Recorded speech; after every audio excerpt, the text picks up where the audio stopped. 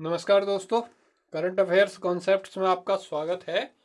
और इस वीडियो में हम बात करने जा रहे हैं मानव युक्त समुद्र मिशन समुद्रयान की। ठीक है,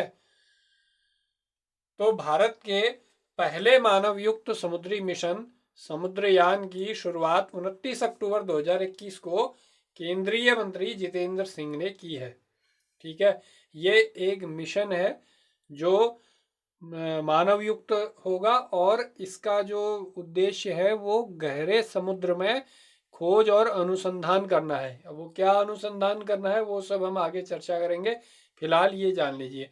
ठीक है, इसके तहत एक सबमर्सिबल एक वाहन यानी कि एक तरह की पनडुब्बी का निर्माण किया जाएगा, स्पेशल पनडुब्बी, जो कि समुद्र में 5500 से लेकर 6000 मीटर की गहराई तक जो है उसमें जो सवार हैं अनुसंधान करता है उनको ले जा सकती है। ठीक है, तो ये ओवरऑल मिशन इस तरीके का है। अब हम इस पे आगे चर्चा करेंगे। तो इस मिशन की शुरुआत करने के साथ और इसके लिए जो स्पेशल वाहन बनाया जा रहा है, उस वाहन को बनाने के साथ ही भारत एक स्पेशल क्लब में भी शामिल हो गया है। जिस क्लब में कौन कौन शामिल है? अमेरिका, रूस, जापान, फ्रांस और चीन है। यानी कि इनके पास ये टेक्नोलॉजी है कि ये अपने स्पेशल सबमर्सिबल वाहन के माध्यम से समुद्र में गहराई तक खोज कर सकते हैं। ठीक है, तो इस क्लब में भी भारत शामिल हो गया है। हालांकि अभी इस वाहन के परीक्षण चल रहे हैं और जैसे ही इसके परीक्षण पूरे होंगे तो उसके बाद ये अभियान पूरी तरीके से ऑपरेशनल हो जाएगा। ठीक है, तो ये है उस वाहन वो जो वाहन है उसका नाम है मत्स्य 6000। ठीक है, ये वाहन है जिसको विकसित किया गया है और इसे गहरे समुद्र में शोधकर्ताओं को ले जाने के लिए बनाया जा रहा है। ठीक है, तो इसका नाम क्या है? मत्स्य 6000। डीप ओशन मिशन के अंतर्गत समुद्रयान पहल के तहत मत्स्य 6000 सबमर्सिबल वाहन का निर्माण किया गया है, जो टाइटेनियम के मिश्र धातु से बना है और इसका व्यास 2.1 मीटर है। ठीक है, यह 3 लोगों के साथ 12 घंटे तक सामान्य परिस्थितियों में और इमरजेंसी में 96 घंटे तक समुद्र की गहराई में रह सकता है। ठीक है, यह 1000 से लेकर 5500 मीटर की गहराई में पॉलीमेटेलिक मैग्नीज नोड्यूल्स जिनमें कि लोहा, मैग्नीज, निकल और कोबाल्ट युक्त चट्टानें होती हैं, और इसके अलावा गैस हाइड्रेट्स यानी कि मीथेन और पानी का जो क्रिस्टलीय रूप होता है वो, और हाइड्रोथर्मल सल्फाइड्स और कोबाल्ट क्रस्ट आदि संसाधनों की खोज में सुविधा प्रदान करेगी। किस किस की खोज में सुविधा प्रदान करेगी? पॉलीमेटेलिक मैग्नीज नोड्यूल्स, ठीक है, दूसरा है आपका गैस हाइड्रेट्स, ठीक है, और तीसरा है हाइड्रोथर्मल सल्फाइड्स, ठीक है, और कोबाल्ट क्रस्ट। इनके अनुसंधान के लिए इस मत्स्य 6000 जो ये स्पेशल व्हीकल है इसका निर्माण किया गया है, जिसके परीक्षण चल रहे हैं। ठीक है, मत्स्य 6000 का प्रारंभिक डिजाइन तैयार कर लिया गया है और राष्ट्रीय महासागर प्रौद्योगिकी संस्थान national institute of ocean technology, कहाँ है ये चेन्नई में है। ठीक है, NIOT, और ये इस पूरी परियोजना का सबसे महत्वपूर्ण संस्थान है जो इसरो, IIT मद्रास और DRDO और विभिन्न संगठनों के साथ मिलकर इस पूरे प्रोजेक्ट को साकार करने में जुटा है। ठीक है, अब बात करते हैं कि हाल फिलहाल में समुद्र के भीतर जो अभी हाईएस्ट टेक्नोलॉजी जो डेवलप की गई है, लेटेस्ट टेक्नोलॉजी, वो है ये चीन ने 2020 में उसका परीक्षण किया। उसका नाम है मानव युक्त जो पनडुब्बी फेंडोजे। ठीक है, ये उसका इंग्लिश में भी लिखा हुआ है, ये नाम में है उसका, और उसने 11,000 मीटर तक की गहराई तक गोता लगाया था। ठीक है, ये चीन की टेक्नोलॉजी है। तो इस लेवल तक की तो नहीं, लेकिन इसकी आधे तक की टेक्नोलॉजी हमारी जो समुद्रयान के तहत विकसित की जा रही है। ठीक है, अब जानते हैं डीप ओशन मिशन के बारे में। डीप ओशन मिशन क्या है? समुद्र की गहराई में संसाधनों की खोज के लिए 2018 में डीप ओशन मिशन लॉन्च किया गया था। ठीक है, 5 साल की अवधि के लिए इस मिशन की जो लागत है वो 4077 करोड़ रुपए है और इसे चरणबद्ध तरीके से लागू किया जा रहा है। ठीक है, और इसका जो नोडल मंत्रालय है वो कौन है? पृथ्वी विज्ञान मंत्रालय। ठीक है, और भारत सरकार यह जो मिशन है उसका उद्देश्य क्या है? ये जो है भारत सरकार की जो ब्लू इकोनॉमी पहल है उसको सपोर्ट करने वाली ये मिशन मोड परियोजना है।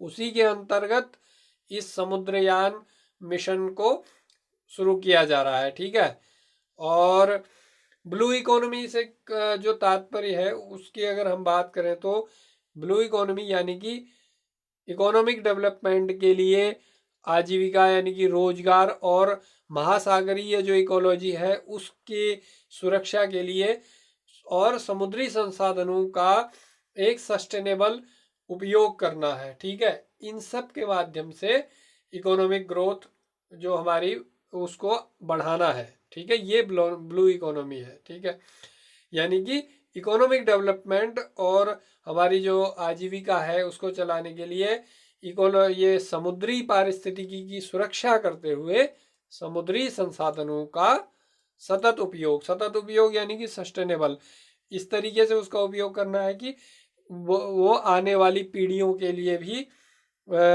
अस्तित्व में रहे, उनके लिए भी बची रहे, ये नहीं कि अभी सब समाप्त हो जाए। ठीक है, इसे कहते हैं सतत उपयोग।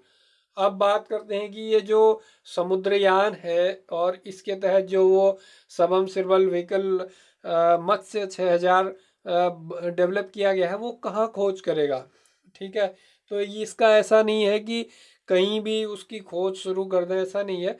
इंटरनेशनल लॉज हैं, उसी के हिसाब से उसी के दायरे में रह के जो सबको अलॉटेड जो क्षेत्र हैं अलग अलग देशों को, वहीं पर वो देश अपना अनुसंधान कर सकते हैं और जो है उसका एक्सप्लोरेशन कर सकते हैं। तो इसको कौन अनुमति देता है? तो इसको जो अनुमति देता है और जो इसका नियमन करता है, रेगुलेशन करता है और ये जो सेक्टर्स डिस्ट्रीब्यूट करता है वो कौन करता है? अंतर्राष्ट्रीय समुद्री प्राधिकरण, इंटरनेशनल सी बेड अथॉरिटी इसका रेगुलेशन करता है। और इसने भारत को जो खनन साइट भारत को उपलब्ध कराई है वो कहाँ है? मध्य हिंद महासागर में है और 5500 मीटर की गहराई पर है। ठीक है, वहाँ मतलब बहुत हाई प्रेशर है और बहुत लो टेम्परेचर है। ठीक है, इस स्थिति में खनन करने के लिए इस मत्स्य 6000 को डेवलप किया जा रहा है। ठीक है, आईएसए क्या है? आईएसए एक इंटरनेशनल ऑर्गेनाइजेशन है जो गहरे समुद्र में खनन के लिए क्षेत्र आवंटित करता है। ठीक है, इसकी स्थापना 1982 में संयुक्त राष्ट्र समुद्री कानून पर अभिसमय यानी कि united nations convention on the law of the sea के तहत हुई थी। ठीक है, और भारत 1987 में पाइनियर इन्वेस्टर का दर्जा प्राप्त करने वाला इसके तहत पहला देश बना था। ठीक है, इसी के तहत जैसा हमने पहले बताया कि भारत को मध्य हिंद महासागर बेसिन में यही नोड्यूल पॉलीमेटेलिक नोड्यूल अन्वेषण इनकी खोज करने के लिए लगभग 1.5 लाख वर्ग किलोमीटर का क्षेत्र दिया गया था। और भारत ने 2002 में आईएसए के साथ एक अनुबंध पर हस्ताक्षर किए जिसके तहत समुद्री सतह के जो टोटल संसाधन थे उनमें से 50% भाग छोड़ दिया और 75,000 वर्ग किलोमीटर का जो क्षेत्र है उसको अपने पास रखा है। ठीक है, और पृथ्वी इसका जो मैप है ये आगे हम देखेंगे कि ये कहाँ पर है। ये मैप पूरे अन्य देशों के कौन कौन से सेक्टर है पूरा मैप आगे है। ठीक है, तो पृथ्वी विज्ञान मंत्रालय भारत सरकार के अनुसार इस क्षेत्र में पॉलीमेटेलिक नोड्यूल जो संसाधन है उनकी क्षमता 380 मिलियन टन है, जिनमें से 4.7 metric ton nickel, 4.29 metric ton तांबा और 0.55 मीट्रिक टन कोबाल्ट और 92.99 मीट्रिक टन मैग्नीज है। ठीक है, इसके अलावा भी जो मध्य हिंद महासागर जो बेसिन है इसके अलावा भी केंद्रीय प्रशांत महासागर में भी पॉलीमेटेलिक नोड्यूल के क्षेत्रों की पहचान की गई है। इसे क्या कहा जाता है? क्लेरियन क्लिपर्टन जोन कहा जाता है। ये पूछा जा सकता है कभी कभी सीधे सीधे भी। ठीक है, अब ये पॉलीमेटेलिक नोड्यूल होते क्या हैं? ये पॉलीमेटेलिक नोड्यूल्स जो होते हैं छोटे गोल आकार के होते हैं जो मैग्नीज, निकेल, कोबाल्ट, तांबा और लोहे के हाइड्रोक्साइड, लोहे के हाइड्रोक्साइड जैसे खनिजों से बने हुए होते हैं।